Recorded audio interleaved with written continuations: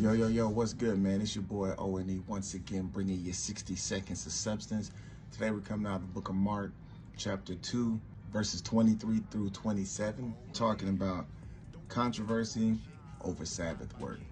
Now it happened that he went through the grain fields on the Sabbath, and as they went, his disciples began to pluck the heads of the grain. And the Pharisees said to him, "Look, why do they do what is not lawful on the Sabbath?" But he said to them, "Have you never read what David did when he was in need and hungry, he and those with him? How he went into the house of God in the days of Abiathar, the high priest, and ate the showbread, which is not lawful to eat except for the priests, and also gave some to those who were with him. And he said to them, the Sabbath was made for man, and not man for the Sabbath. Therefore the Son of Man is also Lord of the Sabbath."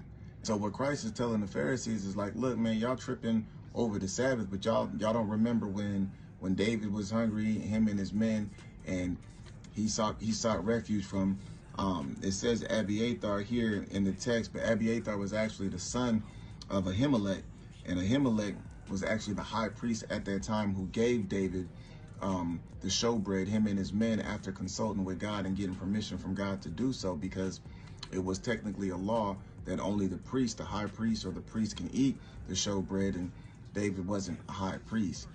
But God said, look, he's in need, and I need him because there's a bigger purpose for him and his lineage. Go ahead and feed him and his men.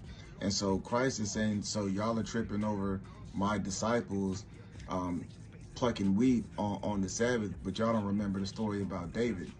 And now Christ, being the Son of Man and the Son of God, also is the Lord of the Sabbath.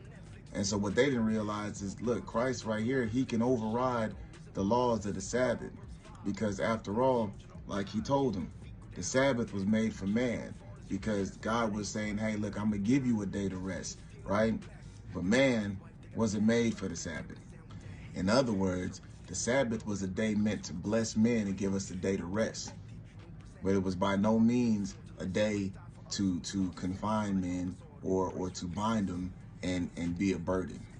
And in all actuality, Sabbath, which means rest, can only be found in Christ.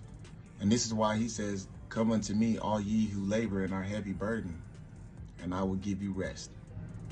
That's your 60 seconds of substance. And remember, God is inspirational substance. Shalom.